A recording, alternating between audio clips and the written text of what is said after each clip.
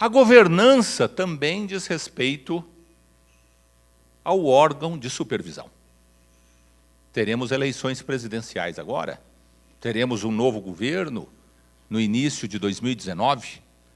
O que poderá acontecer com uma Previc, que hoje tem uma direção técnica, comprometida, imbuída dos melhores propósitos?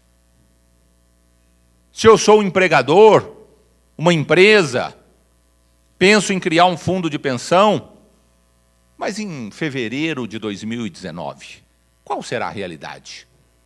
Por instrução, doutor Jarbas, poderemos ter um novo marco regulatório? E quem estará emitindo essas instruções? Então, se mostra que, do ponto de vista da governança do órgão de supervisão, nós temos que avançar. E aí aquela velha ideia, que vez ou outra aparece, do mandato. O modelo é a CVM. A cada ano se troca um diretor. O que é que nós temos aí? A garantia da renovação e a garantia da estabilidade. A cada ano, um diretor é trocado. Isso é boa governança corporativa. Então, essa agenda leva em conta as entidades fechadas de previdência complementar, gerenciamento de riscos, gestão baseada em riscos por conta dos dirigentes e também do ponto de vista dos dirigentes públicos. Dr. Ricardo Pena, ilustre presidente da FUNPRESP Executivo e que já foi secretário de Previdência Complementar.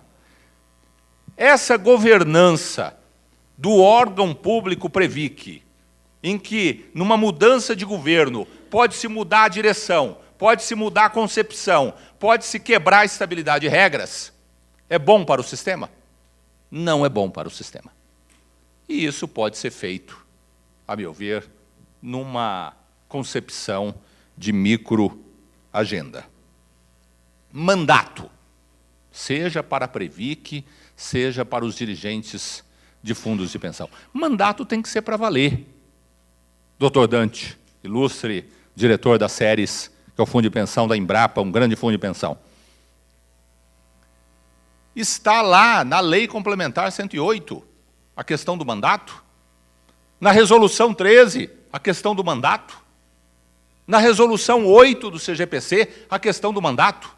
Então, o mandato é para o dirigente eleito e também para o dirigente indicado. Porque, às vezes, num conflito de interesse, se contradiz a patrocinadora, esse mandato não é para valer e se troca o dirigente. Isso é uma fragilidade de governança. Muda-se o governo e se troca toda a direção da Previc. Uma fragilidade de governança. Então, nós temos isso no campo, eu diria, da microagenda, com ajustes pontuais. Os planos setoriais, que pretendem otimizar o vínculo associativo, e essa é uma bandeira da ABRAP. E hoje a Previdência Complementar dos servidores públicos, que é uma nova realidade.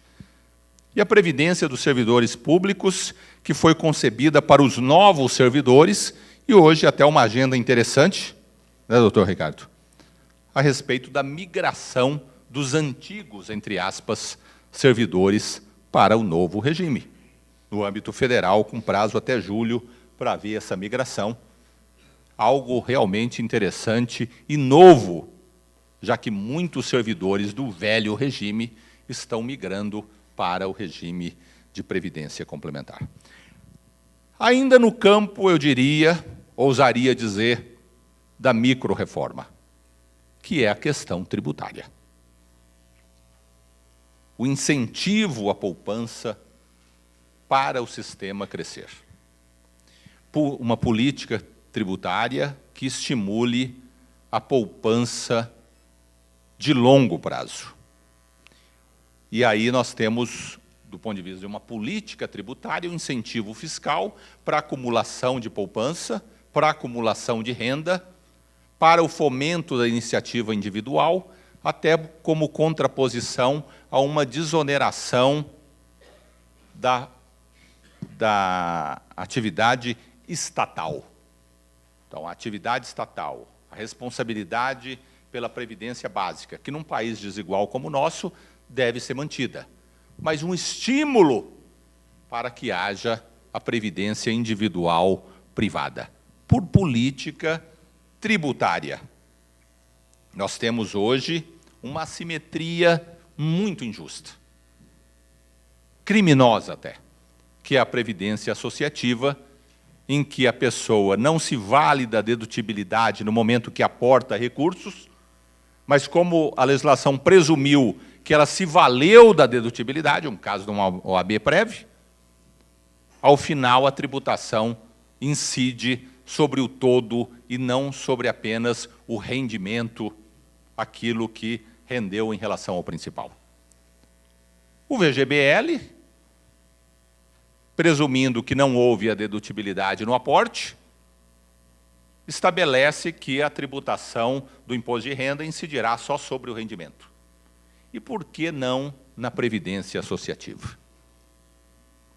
Essa é uma agenda de hoje, de ontem, e não uma agenda de amanhã. É mera adequação, é mera harmonização tributária, e que nós teríamos condição de fazer. Do ponto de vista de um incentivo claro do governo federal para a acumulação de poupança.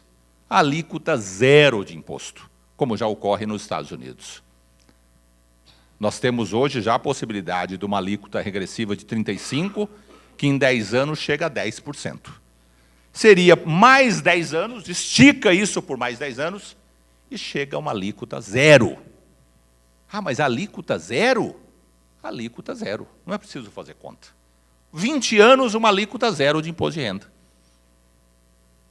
Com a presunção de que não houve o favor fiscal da dedutibilidade no momento de ingresso. Então, 10 anos hoje já tenho 10%. Seria mais 10 anos, talvez saltando para 20 anos, alíquota zero. Do ponto de vista político, um claro recado de apoio à poupança de longo prazo. Do ponto de vista de impacto fiscal, no curto prazo, zero. Nada. No longo prazo, para quem ficar 20 anos, nós teremos os efeitos benéficos, porque estamos transferindo uma responsabilidade, em grande medida, do Estado, por suportar benefício assistencial ou previdenciário, para a iniciativa privada, Dr. Roque. E esses recursos serão canalizados para a atividade produtiva. E do ponto de vista